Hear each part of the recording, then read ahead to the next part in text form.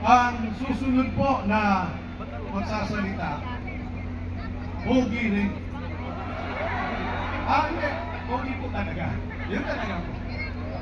Matapang, kasama natin, mula po nung simula. Batang-bata pa.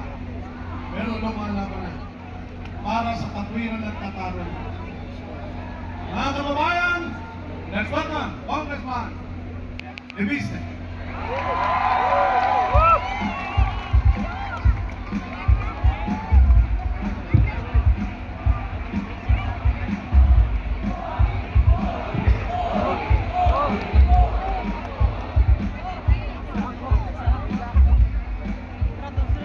Magandang hapon po sa inyong lahat. Binabati ko po lahat ng mga Batanggenyo na narito po ngayon. Lahat ng mga kababayan natin mula sa Luzon. Hello po Luzon! At syempre po, Visayas and Mindanao! Ang dami natin dito ngayon. Lahat nare-representa ng ating sarili-sariling mga probinsya. Kaya ang slogan natin ngayong araw ay We are one! We are one! We are one! We are one! We are one! Dahil ito po ay napapakita na tayo ay nare-representa ng isang bansang Pilipinas na nagkakaisa para sa panawagan, para sa transparency, accountability, justice, and democracy.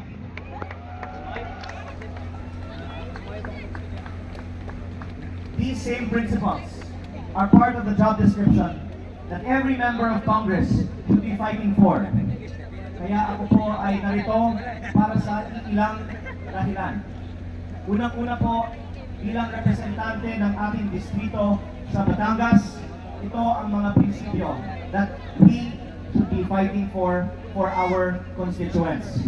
At marami rin po ako mga constituents at mga kababayang Batanggenyo na narito ngayon. At mula noong isang araw pa ay nasa EDSA. At ako po ay nag-look out for their welfare. And I can see many of us are having a very good time dito po sa Liwasang Bonifacio. Kaya kaninang umaga pa lang, nandito ako, pabalik-balik po ako, at gumawa ako ng bilang ng mga tao nandito throughout the day. At napansin ko na maraming mga hindi nabibilang.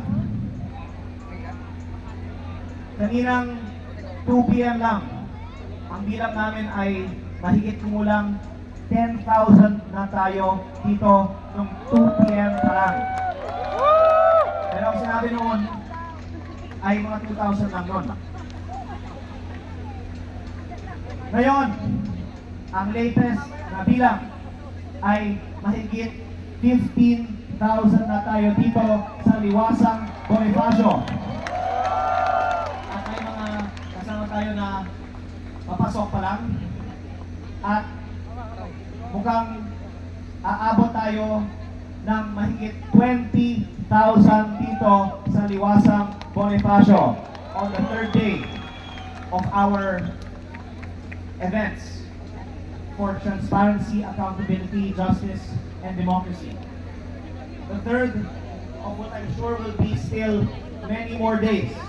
Dahil syempre ang kagandahan din dito sa Liwasang Bonifacio, ito po ay Freedom Park. Hindi po kailangan ng rally permit at tayo ay nagpapasalamat sa City Government of Manila na sumusuporta sa patuloy ng mga meetings dito sa Liwasang Bonifacio. Palakpakan naman po natin ang City Government of Manila.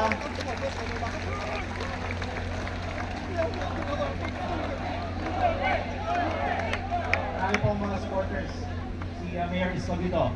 At sana patuloy ang suporta ng local government para kahit ilang araw pa, gusto ng ating mga kasama na kumilos dito sa Liwasang Bonifacio. Pwedeng patuloy tayong kumilos dito sa Liwasang Bonifacio.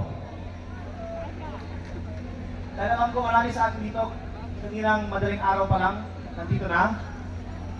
At nandito pa tonight, nandito pa bukas.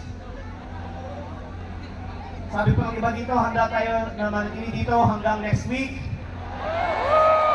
Dahil kailangan natin patuloy na lumaban para sa transparency, accountability, justice, at democracy. Kasama na rin dyan ang freedom of speech, freedom of peaceful assembly, and freedom of the press.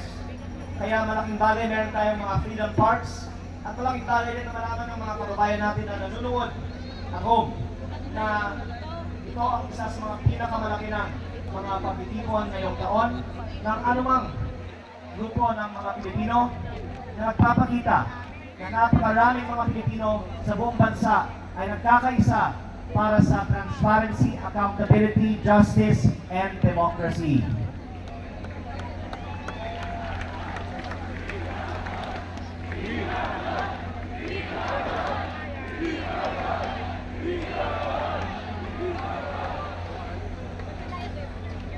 Tayo po ay nakikiisa sa panawagan ni Senator Dante Marcoleta na dapat ang mga tunay na may kasalanan sa bayan ay managot at hindi dapat ipatupad ang selective justice sa ating bansa.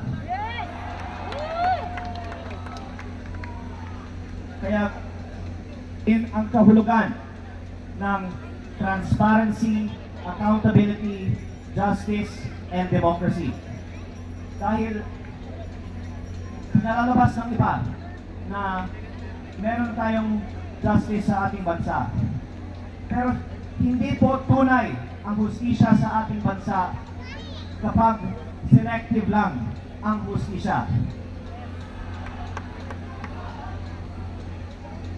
At bilang miyembro ng Kongreso,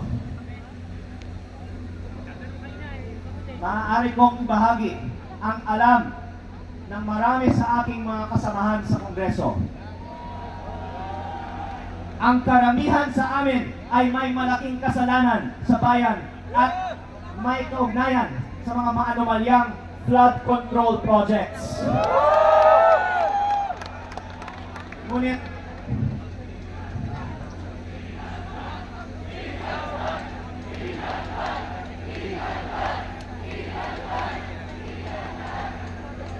so far ongoing pa ang investigasyon ng ating gobyerno sa ilang mga opisyal ng DPWH, pati mga miyembro ng Senado.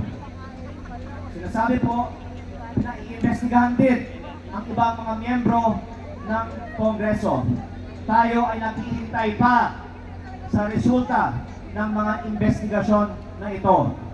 Ngunit last year, nagsagawa ang Kongreso ng mga pagdinig sa flood control projects at pinutol ito noong September 24 dahil binuo na ang Independent Commission for Infrastructure. Natapos na ang trabaho ng ICI noong March 31 at hindi man lang inilabas ang report ng findings ng ICI. Kaya ako po naghain ng resolusyon sa Kongreso na buksan muli ng Kongreso ang investigasyon sa flood control at ipakita ng Kongreso na tayo ay para sa tunay na transparency, accountability, justice, at democracy. Pero habang hindi pa pinapaliwanag kung bakit hindi pa sinisimulan muli ang mga investigasyon sa flood control. Okay po, sandali na po. May kasunod pa po to, may kasunod pa ha. Dito, tara.